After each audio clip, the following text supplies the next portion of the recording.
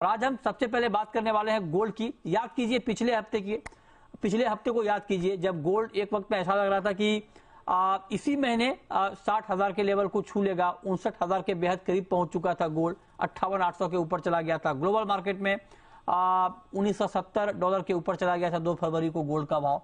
बड़ी तेजी हमने गोल्ड में देखी थी, लेकिन अचानक वहां से कहानी पलटी है और अब देखिए मार्केट उस लेवल से $110 तक गिर चुका है ग्लोबल मार्केट में, और इंडियन मार्केट में करीब करीब 2300 रुपए की गिरावट गोल्ड की कीमतों में आ चुकी है। तो सवाल यह है कि आखिर अचानक इतनी तेजी से क्या बदला जिससे गोल्ड के दाम गिर गए।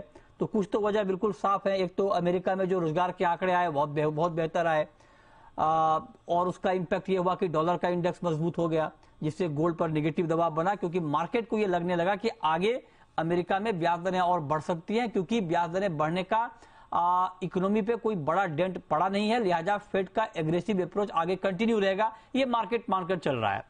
तो कोठारी जी, मेरा अब आपसे सवाल ये होगा सर, क्या जो मार्केट ये मानकर चल रहा है कि फेड आगे भी दरें बढ़ाएगा, ये मानना मार्केट को और नीचे गिराएगा सर गोल्ड को?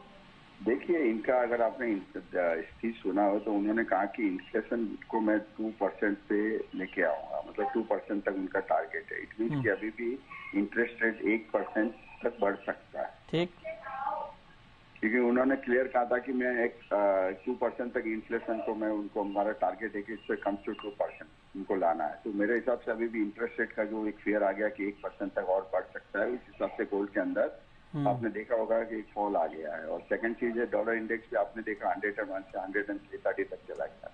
तो वो उस हिसाब से गोल्ड को रिलेटेड है, उसके साथ साथ में गोल्ड चलता है। नो डाउट अभी गोल्ड ओवरसोल्ड है। इंडिया में फिर से अभी इंपोर्ट चालू हो गया है, इंडिया में फिजिकल डिमांड भी चालू हो गया, हेड ऑफ मैरिज सीजन आगे चालू है, और इंडिया में अब धीरे धीरे इंपोर्ट होना भी चालू हो गया है। तो फिजिकल कहीं ना कहीं फिजिकल उसको सपोर्ट करते जाएगा, प्राइस को जैसे फॉल होते जाएगा वैसे प्राइस को सपोर्ट करते जाएगा। मेरे हिसाब से थोड़ा अभी और नीचे आप देख सकते हैं कि $1855 फ्यूचर के अंदर, स्पॉट के अंदर $1845 का एक सपोर्ट लेवल है। ओवरसोल्ड एकदम ओवरसोल्ड में है पोजीशन, तो कहीं से भी थोड़ा बहुत रिवर्स बैक भी हो सकता है। अच्छा, ठीक है। रोकड़े जी, आपका क्या व्यू है सर? आपको क्या लगता है, गोल्ड यहां से नीचे या ऊपर? मैं पृथ्वीराज जी के बातों से सहमत हूं। मुझे अभी भी एक बाइंग पोजीशन अच्छी दिख रही है, क्योंकि गोल्ड में ऑलवेज जब भी डीप आता है that is good opportunity to buy. अभी भी अगर आप देखेंगे गोल्ड को पॉजिटिव क्यों मैं कह रहा हूं, क्योंकि उसके पीछे 2-3 कारण है। उसमें से पहला एक कारण ऐसा है कि चाइना की जो इकोनॉमी है अभी गोइंग अप हो रही है, मतलब ओपन अप हो रही है।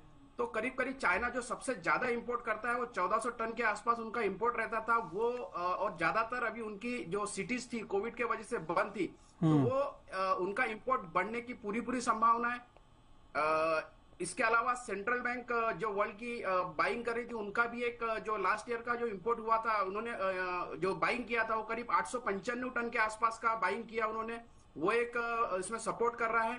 और इंडिया में भी पिछले 1 महीने से आप देख रहे होंगे तो बजट के पहले एक ऐसा पूरा माहौल बना था कि कहीं ना कहीं ड्यूटी कम होने वाली है, इस वजह से इंडिया में भी काफी कम इंपोर्ट हुआ था। और इंडिया में भी जैसे अभी कोठारी जी ने कहा है कि अभी बाइंग पोजीशन फिजिकल गोल्ड की डिमांड बढ़ रही है, तो ये भी एक कारण है कि पिछले महीने में जो बाइंग नहीं हुई तो आने वाले दिनों में बाइंग होने की पूरी संभावना है। तो ये सब चीजें गोल्ड को काफी सपोर्ट करेगी और गोल्ड को फिर से ऊपर लेके जाएगी। मैं यही कहूंगा कि every dip is good time to buy. Okay, तो आप भी कह रहे हैं कि गिरावट पे बाइंग करनी चाहिए, आगे गोल्ड के दाम बढ़ेंगे। पटनायक जी, अगर आपसे पूछूं कि एक वक्त में मार्केट ऐसा लग रहा था कि 60,000 के लेवल को छू लेगा, जिस रफ्तार से मार्केट पिछले हफ्ते बढ़ रहा था, लेकिन अचानक मार्केट ने यूटर्न लिया, दाम गिर गए। तो अगर मैं आपसे पूछूं कि 60,000 का वादा क्या हुआ तेरा वादा, तो आप क्या कहेंगे? कहीं ना कहीं मिस्टर पॉवल ने आके विलन का काम कर दिया, तोड़ दिया वादा। हाँ तोड़ दिया वादा। नहीं, बट मेरे को लगता है थोड़ा उनका जो कमेंट्री था बहुत ही ज्यादा हॉकिश था, मेरे हिसाब से, मेरे एक्सपेक्टेशन से बहुत ज्यादा हॉकिश था।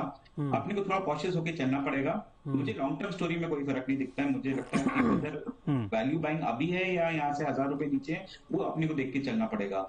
बट हाल फिलहाल में यदि आप टेक्निकली भी पूछोगे तो आई थिंक 1820 का लेवल शायद से आ सकता है, क्योंकि थोड़ा बेरिश ट्रेंड आ चुका है। पर उसके ऊपर 2 डेटा बहुत इंपॉर्टेंट रहेंगे।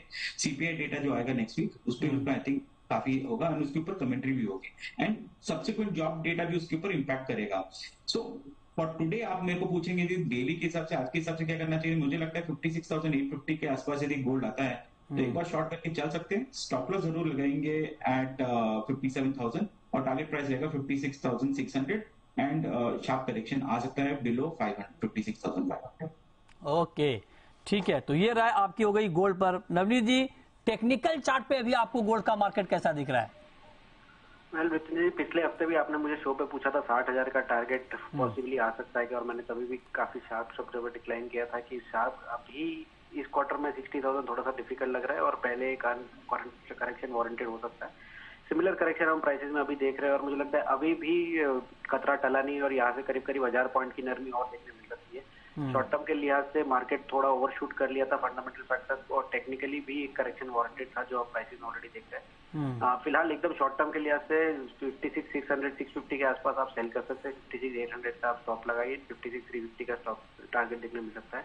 बट एक बार 55,500 के स्तर देखने मिले अगर तो एक बहुत अच्छा डीप बाइंग अपॉर्चुनिटी है मीडियम टर्म अवधि के लिए। ठीक है, ओके, तो इस पर आप नजर रखिए। तो गोल्ड में आज के लिए बिकवाली की राय दोनों एक्सपर्ट की आपकी स्क्रीन पर कॉल। 56,600 का एक टारगेट 56,350 का लेवल अलग अलग जरूर है, लेकिन दोनों का मानना है कि गोल्ड यहां से थोड़ा नीचे आएगा।